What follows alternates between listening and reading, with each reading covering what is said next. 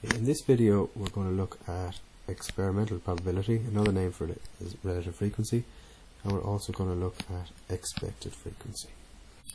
Right, relative frequency is the total number of trials on the bottom of the fraction and number of successful trials on the top of the fraction. It'll make a bit more sense when I do this question. So the question says, I toss a coin 100 times, head came up 70 times, find the probability of getting a head on my next toss. Okay, so previous to this we looked at theoretical probability.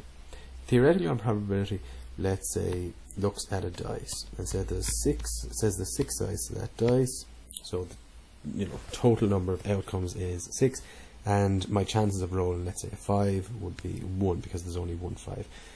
Theoretical probability presumes that that's a fair die, and what that means is, fair die means that each side has an equal chance of coming up. Relative frequency, though, doesn't presume that. Relative frequency looks at the past events, what's after happening in past trials, and it uses that to predict what's going to happen in the future. So, for example, in this question, I toss a coin 100 times, head comes up 70 times. It looks at that past 100 tosses, and then it analyzes that to find out what's the chances of the next toss being a head.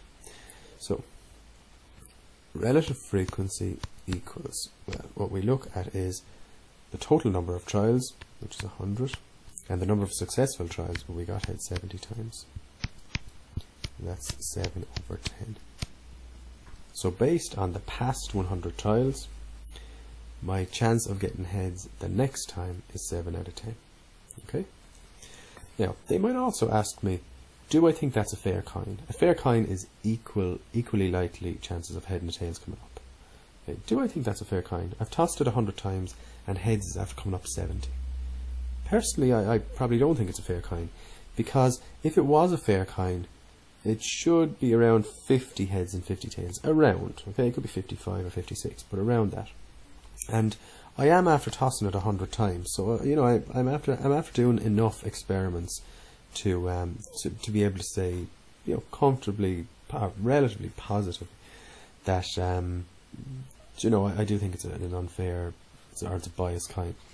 If I only tossed the coin, let's say 5 times, and head came up 4, well, I'd probably say then, you know what? Okay, heads is after coming up 4 times out of 5, but I'm only after tossing it 5 times, so I probably aren't after doing enough experiments or trials to make a good observation.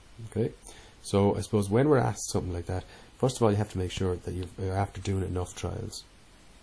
And something like the heads and tails, well, it should be around 50-50. Okay, if it's a fair coin. Right.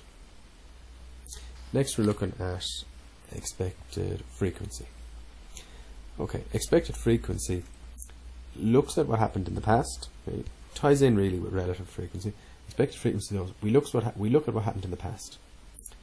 We find out the relative frequency, and then based on that relative frequency, we kind of try to look into the future and see, if I toss the coin another 20 times, how many heads should I get? I'll do this question and it'll make more sense. A die was thrown 100 times, 6 came up 40 times. Find the relative frequency of getting a 6. Okay, well, the relative frequency equals total number of trials, and on top, number of successful trials. So it's 4 out of 10, which is 2 out of 5. So that's the relative frequency of getting a 6. Now it says, if the die was thrown another 50 times, how many times would I expect to get a 6? Well, expected frequency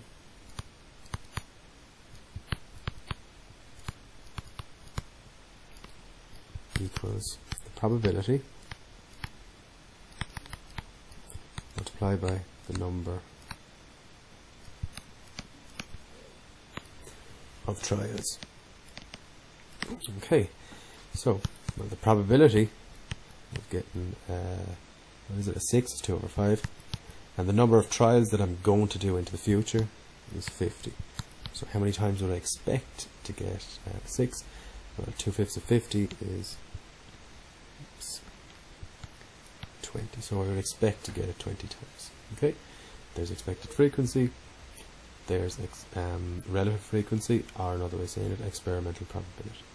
Okay, thanks guys.